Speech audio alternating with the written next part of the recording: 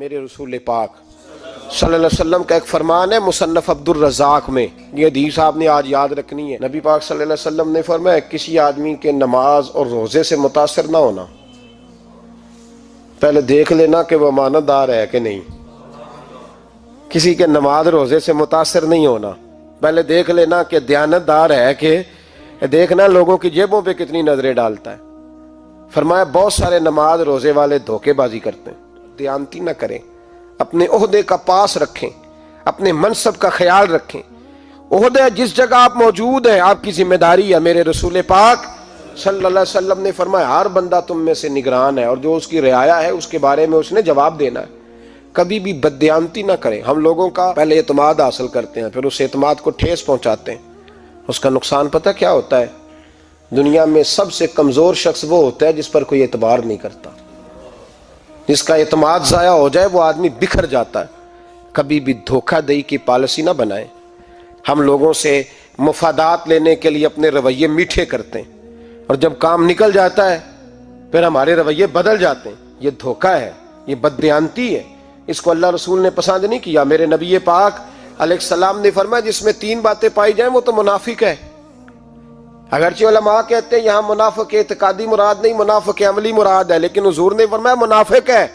یا رسول اللہ کون؟ فرمایا وہ بندہ جب بات کرے تو جھوٹ بولے، جب وعدہ کرے تو مخالفت کرے، جب امانت رکھی جائے تو بددیانتی کرے، یہ تو بندہ منافق ہے۔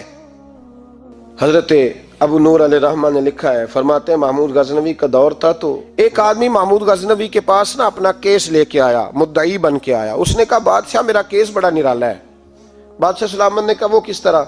کہنے لگا یہ میرے پاس ایک تھیلی ہے، میں نہ سفر پہ جانے لگا تو یہ تھیلی پوری ہیروں کی بھری ہوئی تھی۔ فلاں علاقے کے جو قاضی صاحب ہے نا، میں سفر پہ جانے لگا تو یہ تھیلی پوری ہیروں کی بھری ہوئی تھی۔ فلاں علاقے کے جو قاضی صاحب ہے نا، میں جاتی دفعہ میں کہیں سفر پہ جا رہا تھا تو میں ان کے پاس چھوڑ گیا کہ رستہ لمبا ہے، کہیں کوئی مجھ سے چھین نہ لے، ہیروں کی بھری ہوئی تھی۔ کچھ دنوں کے بعد میں واپس آیا ہوں، قاضی صاحب نے مجھے تھیلی واپس کی ہے تو اس میں ہیروں کی بجائے کھوٹے سکے نکلے۔ اب میں نے قاضی صاحب سے کہا ہے تو قاضی صاحب تو میرے گریبان تک آتے ہیں، وہ کہتے ہیں بتا کہیں سے پھٹی ہے، کھلی ہے؟ وہ جس طرح ٹانکے لگا کے تو نے سی تھی اسی طرح لگے ہوئے ہیں کہ نہیں؟ تو حضور لگے بھی بالکل اسی طرح ہے، نہ پھٹی ہے نہ کھلی ہے۔ اب میں لٹ گیا ہوں، میری کل عمر کی کمائی ضائع ہو گئی، کھوٹے سکے کہاں اور ہیرے کہاں؟ تو مہربانی کریں، اور آپ کی بارگاہ میں اللہ رسول کے نام پر حلف دیتا ہوں کہ میں ہوں بالکل سچا۔ محمود غزنوی کہنے لگے تو جا، تھیلی چھوڑ جا، اور جب میں تجھے بلاؤں گا پھر دوبارہ آنا۔ وہ شخص چلا گیا۔ محمود غزنوی اٹھے، دربار برخاست کیا، لوگوں سے کہنے لگے چلے جاؤ، میں 3 دن کے لیے سیر کرنے جا رہا ہوں، 3 دن کے بعد لوٹوں گا۔ اکیلے جب رہ گئے نا محمود دربار میں تو محبوب نے چھری منگائی۔ وہ جس تخت پہ بیٹھتے تھے وہاں گدا بچھا ہوا تھا، یہ گدا پڑا ہے نا، وہ گدا بچھا ہوا تھا۔ محمود نے چھری کے ساتھ اس کو پھاڑ ڈالا اور چھری جیب میں رکھی نکل گئے۔ کہنے لگے میرے بعد کوئی میرے دربار والے احاطے میں داخل نہ ہو۔ محمود چلے گئے۔ اب وہ صفائی کرنے والا جب آیا نا، اس نے آ کے دیکھا تو گدا تو پھٹا ہوا ہے۔ اس نے شور ڈال دیا، پہرے دار بھی آ گئے، فلاں صاحب بھی آ گئے، فلاں صاحب۔ اس نے کہا وہ خدا کے بندو، اس کا گدا پھٹ گیا ہے، وہ تو مار ڈالے گا۔ اس نے کہا تھا سوائے صفائی اور نگرانی والے کے دوسرا آئے کوئی نہ، اور یہاں آیا بھی کوئی نہیں، پہلے دن ہی پھٹا ہوا ہے تو لٹکا دے گا سب کو، کیا کریں؟ شور ہو گیا، سارے دربار کے ملازمین اکٹھے ہو گئے۔ ایک بندہ بولا، کہنے لگا فکر نہ کرو، میں کیسے بندے کو جانتا ہوں، اس طرح سیے گا کہ جس نے پھاڑا ہوگا اسے بھی پتہ نہیں چلے گا کہاں سے پھٹا تھا، ایسا بہترین رفو کرے گا کہ پتہ بھی۔ اس نے کہا یار ہم سارے 1 مہینے کی تنخواہ دیتے ہیں، تو بندہ بلا۔ وہ بلا لیا اس کو، اس کا نام محمد رفو گر تھا۔ وہ آیا، اس کو گدا دکھایا، اس کا یار اس طرح سینا پتہ نہ چلے۔ اس نے کہا فکر ہی نہ کرو، میں بڑا کاریگر ہوں۔ بڑے بڑے کاریگر لوگ نہیں ہمارے ملک میں پائے جاتے، کوئی نشان چھوڑتے ہیں پیچھے؟ بڑے کاریگر کا پیسے ہونے چاہیے، بڑے بڑے کاریگر بندے۔ آپ یقین کریں ایسا فلسفہ، یہ عمرہ عبادت ہے نا، سرکار دو عالم صلی اللہ علیہ وسلم کی بارگاہ کی حاضری بڑی نعمت ہے نا۔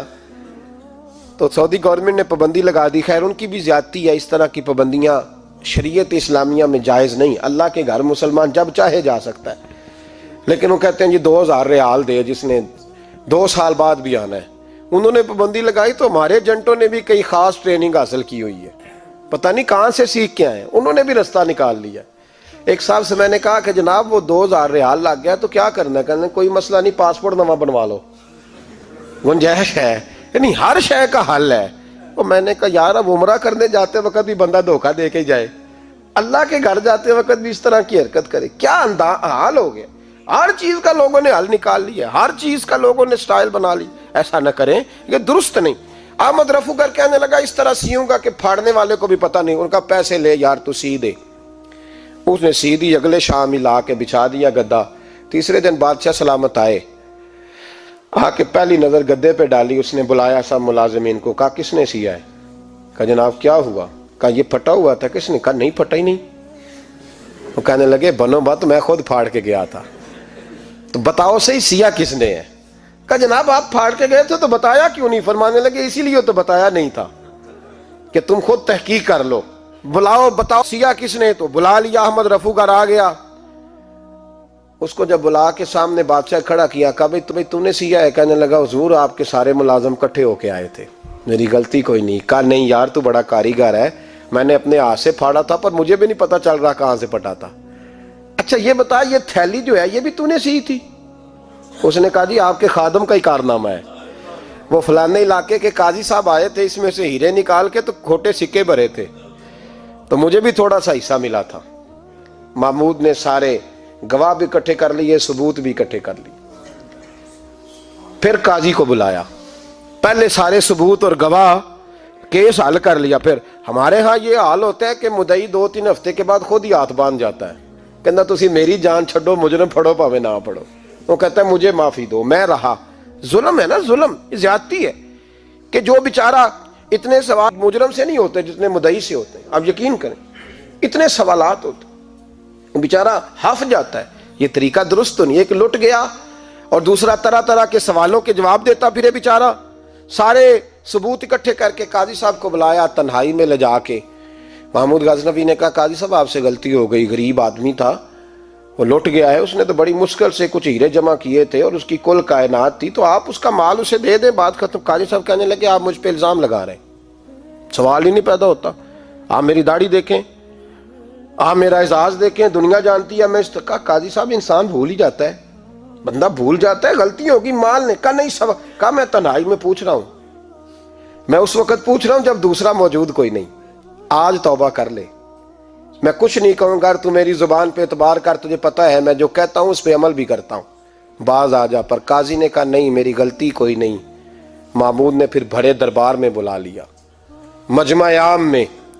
مہلت کے دنوں میں جو توبہ کر لے وہ بچ جاتے ہیں، لیکن لوگ رسوائیوں کے دنوں میں پھر واپس لوٹتے ہیں اگلا گھر دیکھ کے، پھر حالات اور طرح کے ہو چکے ہوتے ہیں۔ جب بڑے دربار میں قاضی کو بلایا، بھائی تو مانتا ہے کہ نہیں؟ اس نے کہا نہیں۔ تو کہا بلاؤ احمد رفو گر کو۔ جب وہ احمد رفو گر آیا تو بوڑھے قاضی کی ٹانگیں کانپنے لگی، جملے ٹوٹنے لگے، لفظ زمین پر گرنے لگے، بات صحیح نہیں ہوتی، زبان لڑکھڑانے لگی۔ محمود کہنے لگے قاضی میں نے تجھے کہا تھا وہاں مان جا بات، اب بڑے دربار میں بول۔ تو جب قاضی صاحب کی گردن خود بخود جھک گئی تو دنیا سمجھ گئی، کہا نکل جا میرے دربار سے۔ محمود بولے نکل جا، اتنی تجھے عزت دی، اتنی بڑی تنخواہ دی، قاضی بنایا، اور یہ تھوڑی سی رقم کے لیے، تھوڑی سی رقم کے لیے تو بددیانت ہو گیا، چل چلا جا، نکل۔ قاضی دربار سے نکلا تو لوگ لعنتیں برسانے لگے۔ کل جو دکانیں چھوڑ کے سلوٹ کرنے آتے تھے وہ کہنے لگے اس کی عمر دیکھو، اس کے کام دیکھو، دیکھو اس نے کیا کیا۔ گھر گیا، بچے جن کے لیے پاپ کمایا تھا، جنہاں لی تو پاپ کمائے ہن کتھے نہیں ہو تیرے کر دے۔ وہ بچے کہنے لگے ابا جی ہم تو سکول مدرسہ جانے کے قابل نہیں رہے، امید تھی کہ بیوی ساتھ دے گی۔ وہ کہنے لگی میں میکے کیسے جاؤں گی، گلی کی عورتیں طرح طرح کی باتیں بناتی ہیں۔ اور بھائی کامیابیوں کے بڑے سربراہ ہوتے ہیں، کوئی کامیاب ہو جائے تو سارے کہتے ہیں میری سپورٹ سے ہوا ہے، ناکامیاں ہمیشہ یتیم ہوتی ہیں، ناکامیوں کا کوئی سربراہ نہیں ہوتا۔ جب تک تو قاضی تھا تو بڑے بات تھی، ہر بندہ کہتا تھا رشتہ دار ہے، رسوائی ہو گئی تو وہ تیری آنکھ ہو یا سنگ ملامت کی چبھن، کون پہنچا ہے میرے درد کی گہرائی تک، دور شہرت میں تو یاروں نے کیا یاد بہت، ساتھ آیا نہ کوئی کوچے رسوائی تک. اور میاں صاحب کہنے لگے ساری عمر ہی آٹا گد ہے, میں لکھاں کیتے نہیں پیڑے, اب وقت آیا ہی تے محمد بخشا کوئی نہیں ہوں بیٹھا نیڑے. حالات ہی بدل گئے. قاضی خاموشی سے اندر چلا گیا, اپنی رسوائی سمیٹ کے بستر پہ لیٹا. نہ روٹی کی بھوک لگی, نہ پانی کی پیاس لگی, نہ نیند آئی. ساری رات تڑپتا رہا. سویرے گھر والوں نے دروازہ کھولا تو روح پرواز کر گئی تھی, دنیا چھوڑ گیا. حضرت ابو نور علیہ رحمہ بولے, فرمانے لگے یاد رکھو کبھی بددیانتی نہ کرنا, کبھی. یہ تو محمود غزنوی کی عدالت تھی, قیامت میں رب کریم کی عدالت لگے گی. اور فرمایا وہاں تو گواہی دینے والا احمد رفو گر تھا, قیامت میں تو تمہارے اپنے ہاتھ پیر گواہیاں دیں گے, ہمارا اپنا وجود گواہی دے گا. اور فرمایا یہاں تو لعنتیں دنیا دار برساتے تھے, وہاں فرشتے ہوں گے. اور قاضی کو تو موت آ گئی تھی, قیامت میں تو دوبارہ موت بھی کوئی نہیں آئے گی, وہاں تو رہنا ہے اور سہنا ہے. اتنی بددیانتی معاشرے میں, اتنی بددیانتی ہر جگہ. اس معاشرے کا بھی کچھ بنے گا جہاں دوائی بھی خالص نہ ملے, جہاں دوائی میں بھی بددیانتی ہو. لوگ اپنے بچے کو آکسفورڈ یونیورسٹی میں پڑھانے کے لیے غریبوں کے بچوں کے رگوں میں جو دوائی اتارے وہ بھی 2 نمبر. اتنا بڑا بھی کو بددیانت معاشرہ ہوتا ہے کہ لوگ یہاں تک دھندا کریں, یہاں تک کہ لوگ لوگوں کی زندگیوں سے کھیل جائیں اور ہمیں احساس تک نہ ہو کہ کوئی مر جائے گا, کوئی ڈوب جائے گا, کیا بنے گا. اور جس نے وہ اپنی رجسٹر کی دوائی کی, اس نے 2-4 لاکھ روپیہ لیا اور اس نے یہ نہیں سوچا کتنے انسان میری وجہ سے مریں گے. قتل صرف یہ تو نہیں ہوتا گولی مار کے مار دینا, لوگوں کی زندگیوں سے لوگ کھیل جاتے ہیں, لوگ تباہی کر جاتے ہیں, لیکن بددیانتی سے باز نہیں آتے. میرے رسول پاک علیہ السلام کے غلاموں, نبی پاک صلی اللہ علیہ وسلم نے ذرا سی بددیانتی, اور صحابہ کا یہ مزاج تھا, اتنی سی بھی کبھی ان سے غلطی ہوتی تو تڑپ جاتے.